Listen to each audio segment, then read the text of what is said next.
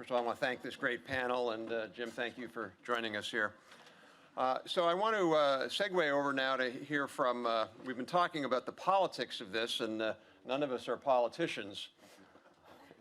So it's kind of like talking about science without scientists. We're going to hear from, I think, two of the leading practitioners of this art and craft, Senator Chris Coons and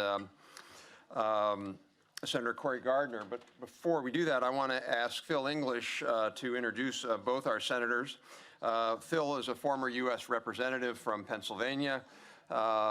He was in the House from 1995 to 2009.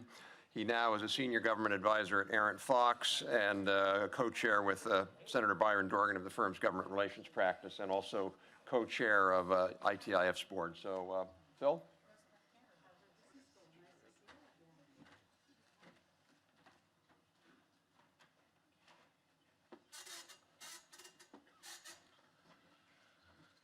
Rob, thank you for that introduction, and it's a real privilege to be here. After the last extraordinary panel, I think, as Rob indicated, we have the perfect follow-on to make a presentation on the political path to an investment economy. The two senators that we have are clearly leaders in this space for their respective parties and for their respective philosophies. So I think this will be an extraordinary opportunity to hear a political perspective in an area of enormous importance to the national economy. It's my privilege to introduce first Senator Chris Coons, who was elected in 2010, having been the county executive of Newcastle County, and a guy with a tech background. He rapidly has risen in the Senate as a member of the Appropriations Committee, the Foreign Relations Committee, and the Judiciary Committee. Because of his deep involvement in technology policy, it has been a natural fit that he has become honorary co-chair of ITIF and has used that, I believe, to deepen his bench as a technology advocate. Welcome, Senator Coons. With him is Senator Gardner, who was elected in 2014, who serves currently on the Foreign Relations, Energy, and Commerce Committees, and who is universally recognized as a rising star in Republican ranks. Senator Gardner is known as one of the most creative legislators on the Republican side, so much so that the Denver Post once called him the GOP idea man, and it's entirely appropriate. I expect he'll be sharing some ideas here with us today. And finally, I'm very grateful to acknowledge, for the opportunity to acknowledge the gentleman who is going to lead this discussion. Rob Atkinson is the natural one to lead this panel because he is the leather stocking of all pathfinding in the technology space. Rob's footprint is all over the landscape. He is involved in tech policy, but also trade policy, tax policy, programmatic initiatives, and also policies that affect the workplace. I'm very proud to have had an opportunity to work with ITIF under his leadership, and I anticipate that whatever the outcome of the fall election, ITIF is going to play a critical role in shaping the issue landscape in this space. Let's welcome the senators and welcome this extraordinary panel.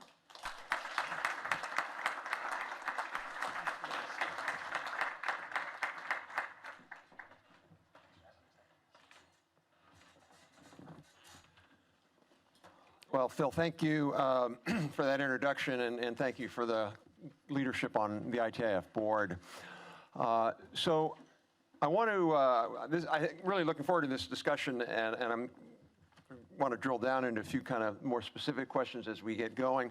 But I wanted to start off kind of with an easy softball. I mean, I probably weren't here for the morning session, but it was, I think, striking for the fact that there seemed to be broad bipartisan agreement.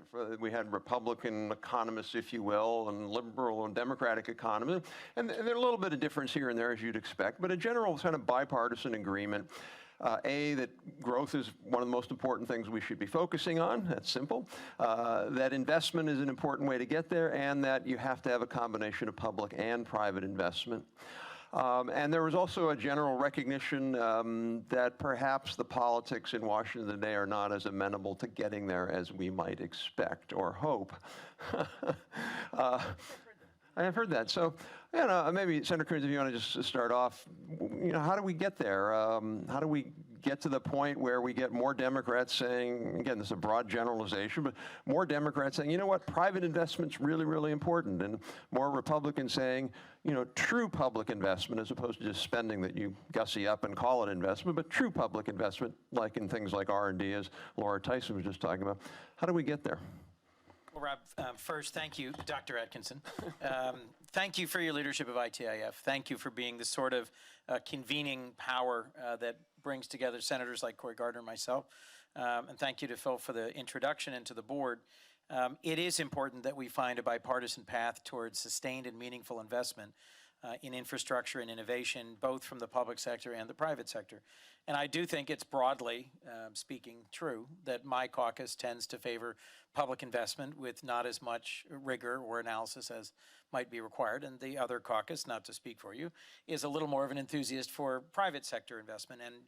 And you're right, it has been strikingly difficult to achieve a center consensus around that. And I've been a senator just 6 years. I thought when I got here, given where we were economically in the recovery, given what we all know about just the physical infrastructure, take the simple stuff, the roads and bridges and highways and ports, and given that there was a bill on the agenda within my first year here that enjoyed the support of the U.S. Chamber of Commerce and the AFL-CIO to create a new financing vehicle and to significantly increase investment in capital infrastructure, I was stunned that it didn't happen over and over and over. So I think part of what we have to do is build relationships of trust.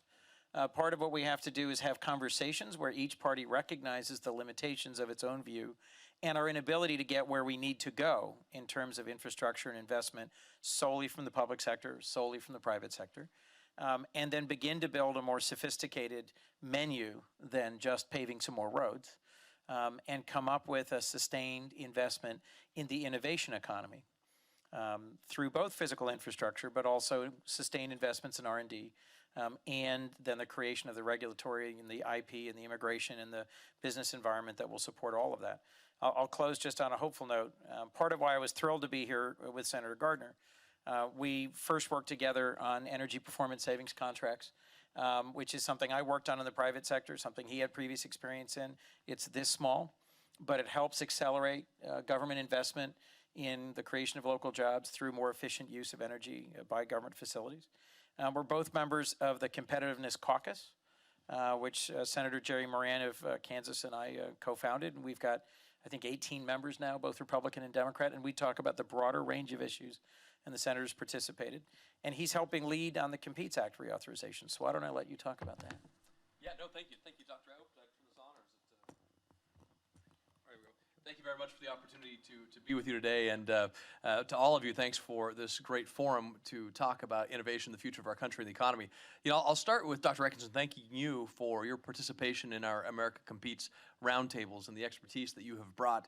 This has been an incredible process. Senator Gary Peters and I, a Democrat from Michigan, myself from Colorado, going around to our various states, working with our universities and research labs, talking to experts there about what we can do to unleash the innovation and science research across Colorado, Michigan, but the roundtables we've done in Washington, taking a nationwide perspective, I think have been very insightful, very useful, and our policies reflect the incredible work that Dr. Atkinson, you have done, and so many others who participated in these roundtables.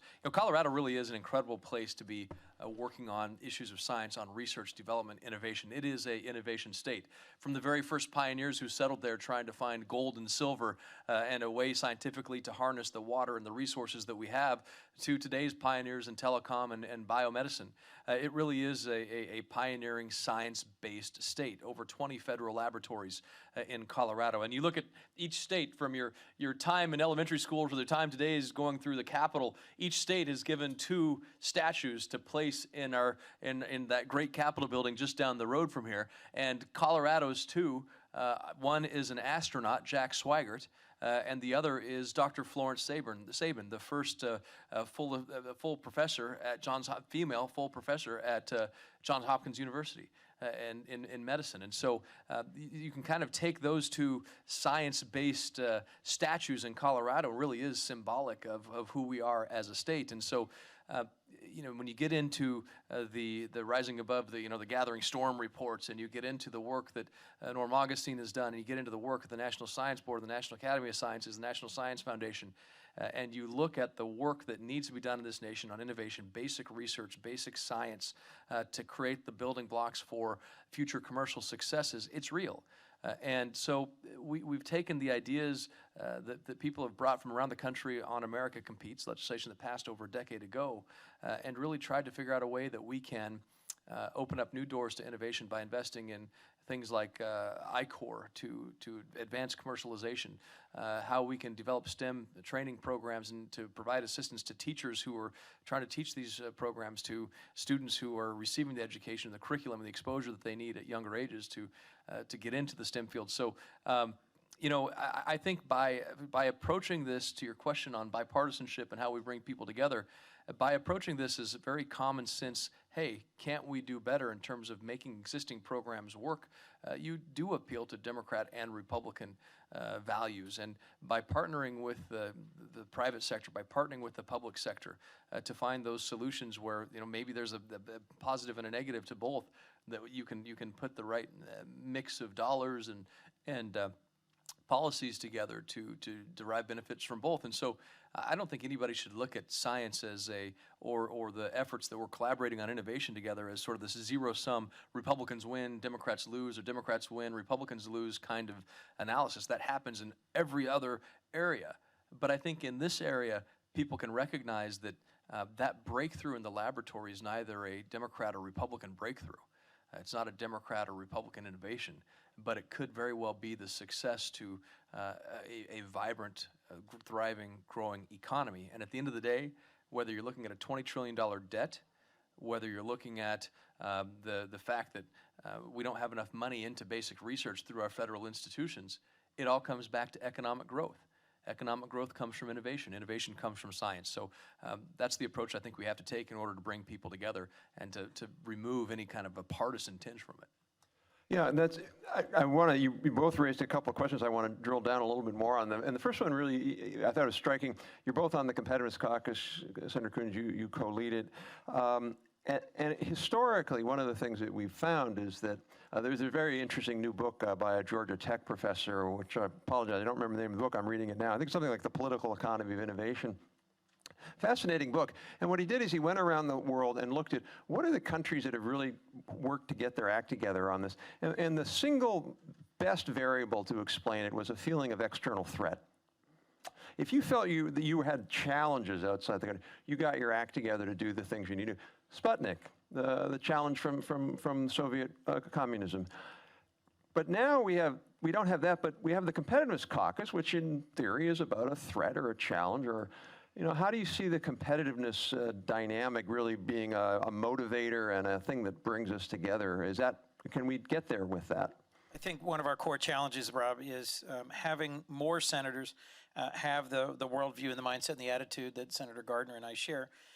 If you're not paying close attention to our competitive threats globally, if you don't really grasp the arc of China's rise, if you don't see the ways in which our failure to steadily increase investment in basic R&D to provide predictable and strong patent protection, to fix our broken immigration system so that high-skilled immigrants who come here not just for graduate school but to start companies and to participate in innovation have a pathway to. If you don't see all of those as inextricably connected to our ability to face what is a growing competitive threat from other economies, not just China, obviously, then you find it hard to focus on this, to prioritize on it. I'm struck at how many of my colleagues haven't visited a modern manufacturing facility and have a mindset about manufacturing that is 20 or 30 years out of date, more Laverne and Shirley than the current world-class manufacturing facilities that you can see in both of our states. And once you understand the central role of innovations from additive manufacturing to what modern statistical analysis is able to do in terms of continuous improvement, you get why we need to increase our skills, why we need to increase our focus and our prioritization on high impact investment. So I do think it can have policy consequences if you focus on the competitiveness threats that we are facing. And there are some good things that we've gotten done on a bipartisan basis. I don't want to be just negative today. So at the end of the last year, on a bipartisan basis, we made permanent the R&D tax credit. That was a piece of bad tax policy that was fought over for 20 years. So to finally have that permanent, I think is going to significantly add to the ability of the private sector to responsibly and sustainably invest in advanced R&D in this country. There's a lot more things we need to do, but that was a good first step. We also added a provision to the R&D tax credit that makes it accessible to early stage and startup companies, something I think isn't well and widely known. And I think that helps strengthen our tax incentives for investment in innovation. There's a lot more I could say, but why don't we stop there and see what Senator would like to. Well, look, innovation really is the key to addressing any number of our challenges. I'll give you an example. Senator Coons mentioned going and visiting a modern manufacturing facility. I had the opportunity to go visit a lab at the University of Colorado Anschutz Medical Campus where they were doing some of their biocorridor work. And I met with a company called Sharklet, S-H-A-R-K-L-E-T. And Sharklet had designed basically coverings for medical devices, you name it. That was a covering designed on shark skin, because shark skin doesn't accumulate to bacteria like other surfaces do, and it doesn't accumulate cells for whatever reason. It's just this natural protection, natural defense from bad bacteria cells from accumulating. And what they've designed is a way to put that covering on things like medical devices. So perhaps it will result in fewer infections after a surgery. And the example they used, though, was this. They said, look, if one of the highest cost drivers of Medicare is cataract surgery. And they said one of the other highest costs of Medicare after that is the surgery that you have to correct the lens after you have the cataract surgery. So we're talking not just hundreds of thousands of dollars. We're talking tens of millions, if not hundreds of millions of dollars in both instances. And what this company said was, if they could figure out a way and get approval, if they covered this lens with the Sharklet covering, then you could eliminate the need to have the follow-up surgery to clear the lens of the cells that accumulate after the lens is inserted after the cataract surgery. And it could save Medicare hundreds of millions of dollars. Now you think about that innovation. What did it do? Number one, it enhanced people's quality of life dramatically. But number two, it's saving the U.S. government hundreds of millions of dollars in cost to Medicare. So that's an innovation that we should all be proud of, but there are countless innovations like that we should focus on. But what we've tried to propose is to say, hey, then why don't we take a look at the money that we're going to save as a result of the approval of this product, this breakthrough. And instead of just saying, hey, all of a sudden that's savings that are going to be achieved in some part of government absorbed through other spending increases, why don't we take a little bit of that savings that we know is going to occur as a result of that breakthrough, that innovation, and then funnel it back into more research targeted at another breakthrough that's going to enhance people's lives and save dollars because of the innovation that it created. So I think there's some smart ways that we can really use innovation to not only target what you all do best, and that's find ways to enhance our lives and our economy, but find that to be able to turn around and use that to drive even more innovation going forward. So I want to come back to that question that gets into a little bit of dynamic scoring and how we score things, we talked about, and Donald Marin was here earlier. But before I do that, the other thing I found striking about what both of you are talking about is you're both really from technology states. People may not think of that of Delaware because they don't know Delaware, but Delaware, most R&D intensive state in the country. Chemical companies, you worked for Gore, advanced textile chemical company. Obviously, Senator Gardner. Gore-Tex, everybody in Colorado has it. Absolutely. I mean, we all do. And Oregon, yeah. But I think one of the challenges that people talk about a lot is oftentimes when you talk about innovation, members think Silicon Valley. I'm not from Silicon Valley. Why do I pay attention to these questions? So I did a little just test recently. I decided, okay, well, let's just start looking at random congressional districts. So I started with Alabama A1. So first district of Alabama. And I went online, what's going on there? Turns out an enormous amount of technology. They have this big, really interesting Internet of Things company that's emerged, a couple hundred people. They've got this really great biotech company there. The Airbus has established a facility there, and all these suppliers with high-tech materials now are there. And I don't know the member from Alabama, the House member, but I wonder if he thinks that he's from a technology district, because he is. That's the district on the coast, yeah. I literally just traveled with him last Mobile. week. Okay. Does he know that? And it's funny you should mention that. We talked about intellectual property issues, and I'm scheduling a meeting to follow up with him on that. I will agree with you strongly, Rob, that there are lots of folks who think that innovation in the United States is concentrated in just a few places around the country. Members who know their districts know that's not the case. Part of why we have one of the strongest economies on earth, part of why we remain highly competitive despite a lot of headwinds, is the remarkable system of universities, land-grant universities in every state that are doing strong research, and the federal partnerships that allow exactly the sorts of things that the Competes Act that Senators Peters and Gardner are working so hard on. It commits us to a sustained long-term partnership between entities like the NSF and the NIH and the research which is overwhelmingly done at university campuses and spin-off companies. There's things we can and should do to strengthen that ecosystem of innovation, but there's lots of very high-performing companies that choose not to be in Research Triangle, North Carolina, the 128 corridor, or Silicon Valley, or in Austin, Texas. There are dozens and dozens of other places in the country. I happen to grow up in one where DuPont, which is this small startup company that's just about 212 years old, was the dominant employer. And we had thousands of PhD researchers.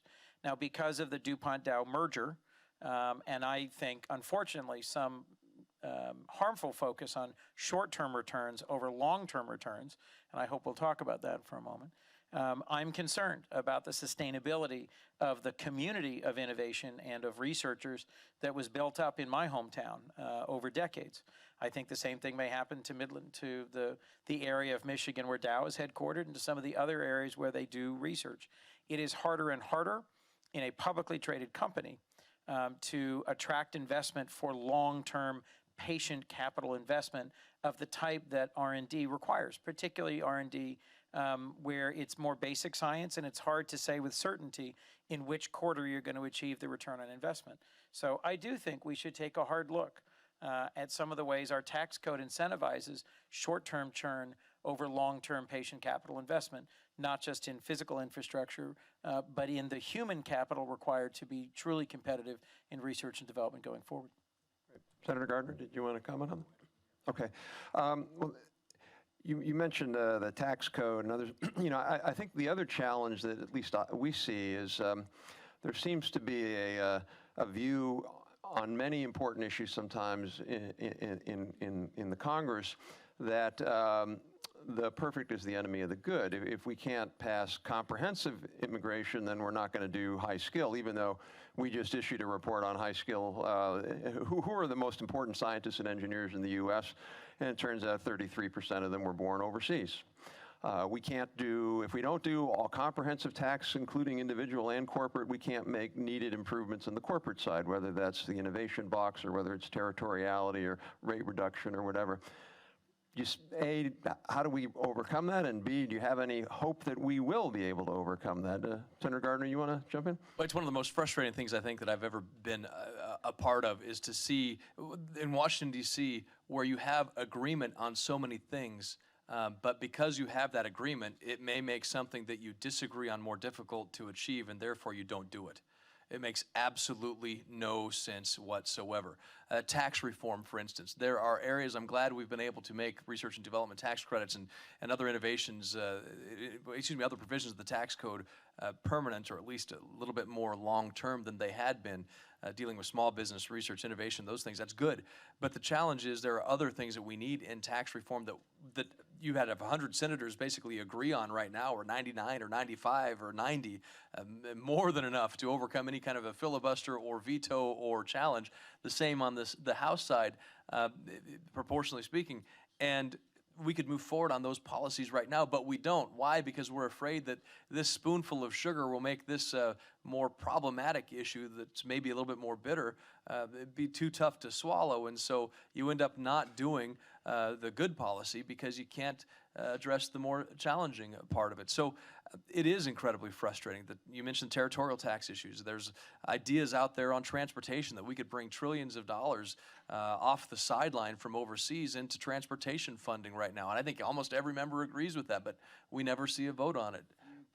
And with a few key exceptions, that's right. So, and so that's the challenge. You hear it all the time, I think, from other members who say, you know, it's the 80-20 rule. We agree on 80%, so we should knock that out and leave the 20% for a different day. The problem is now it seems like Washington's leaving 100% out because they just won't get it done. Since they can't agree on everything, they don't do it. I'm somebody who believes that if we can get the ball down the field a little bit further, then we should take that as a victory and move on to the next marker and move forward and forward. Eventually, you're going to get into the end zone, right? And as a long-suffering Denver Bronco fan, at times that's all we could ask for was a 3-yard punt and a cloud of dust. Not this year we won, so that's good. Overcome some of those past anguish. But I mean, I really do think that we have to have a more methodological and spirited attempt around here to actually accomplish those things we can agree on and then work to solve the next hang-up so that we can move that forward too. Because if we don't, we're just going to sit around, bills pile up, problems pile up, and we cede our leadership. Why don't I'll open it up now if there's any questions folks have.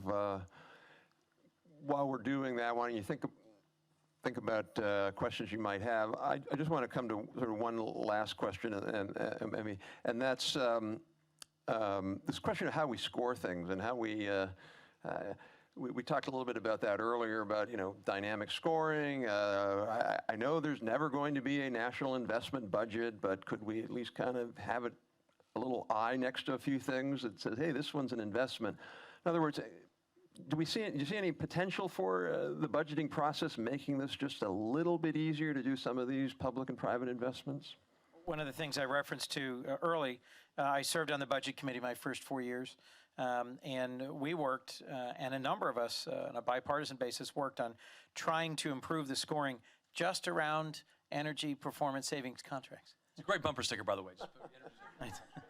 It's hard to explain at home, but literally the reason we weren't doing more of it was because of the score. And that's led to some really constructive, I think, bipartisan conversations about scoring as a barrier to good public policy. And I think having made some progress there, we should work on it harder. It is difficult for my caucus to accept some of the dynamic scoring arguments that are made about tax cuts. I think it is hard for the other caucus to accept some of the arguments we make on the scoring of early investment in the prevention of social ills. And I think, frankly, both sides have a point. There is a fair amount of middle ground on scoring in a way that appreciates the cumulative positive investment in things like the national labs or things like R&D favoring policies that I think we ought to be able to get to. And to the point Corey made earlier, we ought to find a way towards changing scoring rules that privilege and prioritize those things on which we can agree on a policy basis and then back out the investment incentive that would create. And I wholeheartedly agree. You know, on the state level, in the state legislature, we had things called fiscal notes where we would be able to at least have that information presented in a way that could weigh in on the ultimate outcome of a vote. But the energy savings performance contract issue is a perfect example of this. Everybody admitted this would save the government billions of dollars. Everybody, nobody disagreed, except for the scorekeepers, who said that in order to count a savings of discretionary spending, you had to suffer a mandatory spending requirement. Only in Washington can savings result in mandatory spending, and that's how they scored this. Douglas Holt-Eakin and I spent hours together on your previous panel trying to figure out what this meant, but we were able to overcome it. We should overcome these, and people should vote knowing and make policy decisions and debate knowing with full transparency and power of information at their fingertips what investments will turn around and grow the economy, grow revenue, grow those opportunities. The more power we have with that information, the better. Yeah, and you know, we see that, you mentioned that because that was about the federal government getting more efficient. And, you know, I think there's pretty clear consensus that a lot of the problems in the federal government with regard to IT, for example, are about antiquated systems. They're just systems that you and I would never in a million years let our kids use. And yet the federal government uses these technologies. And so I think that you could make a similar case that a sort of one-time upgrade of the federal IT system, even though it would score high, would lead to long-term cost savings as you move more to the cloud and other things like that. Any way we can be thinking about kind of taking the model that you both did and trying to extend it out to other areas? I think it's something that we should consider and always figure out. I mean, we just announced today the formulation Senator Mark Warner and I did of a cybersecurity caucus in the Senate. And one of the points that Senator Warner made was the fact that our IT systems are based on old IT systems that we patch, and then we patch the patch, and then we patch the patch for the patch, and then eventually we've done it so many times that we've created countless problems in terms of security. And so I think you're right. We should take an approach that we can figure out how to maybe one-on-one fix this problem here with IT, fix that problem there with IT, and other information systems that we could use to say, hey, in the long run, this is going to be a net cost benefit for us instead of a negative. I frankly, having moved from the Budget Committee to the Appropriations Committee, I think we should focus more on just things where we can actually agree that there's a huge gap between the budget rules and scoring and the reality, and get over ourselves and invest in things that we know from a common sense basis are going to have a compounding positive impact, and be willing to stand up in front of the voters and say, yes, I voted to increase spending on this, and we all know that it will end up saving money, even though a bunch of guys in an agency that we have to count on for our budget score disagree. That's part of it, is just getting the courage to get past those fiscal notes and say to the voters, we are going to invest in a way that is in the long run going to benefit our country.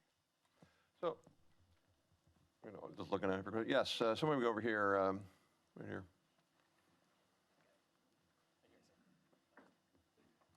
Hi, I'm Mark McCarthy with the Software and Information Industry Association, and I've got a question about jobs.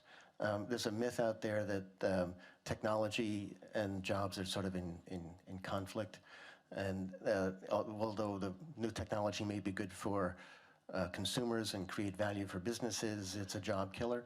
And our experience in our industry is that that's entirely false, that in the software industry, we're a job creator, both within the industry and in the industries that use software. The industries that use more software actually grow faster and create more jobs than the industries that don't. But there is this myth out there that there's a tension between the two. Can you comment a little bit about that and the dynamic as you see it from the political perspective? Because of course, jobs is a very important political issue, and to the extent that people have this misperception of technology and jobs, it could create a backlash that wouldn't be helpful for innovation. If you look backwards at the lived experience of the sort of working middle class of America over the last 30 years, folks who are in manufacturing have had a truly traumatic realignment of the jobs that their fathers lived on. And my home state has seen the consequences in manufacturing around steel and auto manufacturing and basic chemical production. We have lost millions of manufacturing jobs. Today, we have an opportunity to onshore and to grow manufacturing jobs that will be smaller in number, but much higher in skills and in pay. In that sector, I do think there's a way in which the huge productivity gains of the 90s are resulting in a long-term loss of employment as base manufacturing has shifted to lower labor cost nations. But where we are today and where we've been the last 5 years is a steady year-over-year growth in manufacturing employment that is facilitated by software, and that we're in a very different place today than we were in manufacturing. There are lots of other sectors where software is a huge job adder, whether, you know, advertising or insurance or financial services or consulting. But speaking as a guy from a state where we lost virtually all of our base manufacturing, Those folks from our state who are middle class, whose parents grew up working in manufacturing facilities, are fairly traumatized about the economic insecurity that's created. And I think that's a lot of the driver of the anger that you see both in folks who are voting for one candidate on the right and one candidate on the left in the primaries, is this long-running sense of grievance over the loss of jobs. I don't think there is a way to bring those jobs back faster than what we're already doing, and we need to focus on the skills gap and the very real opportunities that the power of software and higher performance manufacturing provides. There's a variety of global trends that have converged in a way that makes this a great opportunity for us to regain millions of high-skill, high-wage manufacturing jobs. So I hope that spoke to your point. I try to speak to that regularly. I tour small and medium-sized manufacturers in Delaware every chance I get. Every single one of them is hiring. And we don't have enough high schools that understand the skills that are needed in those modern manufacturing workplaces to fill the need. We have thousands of empty jobs now, unfilled jobs.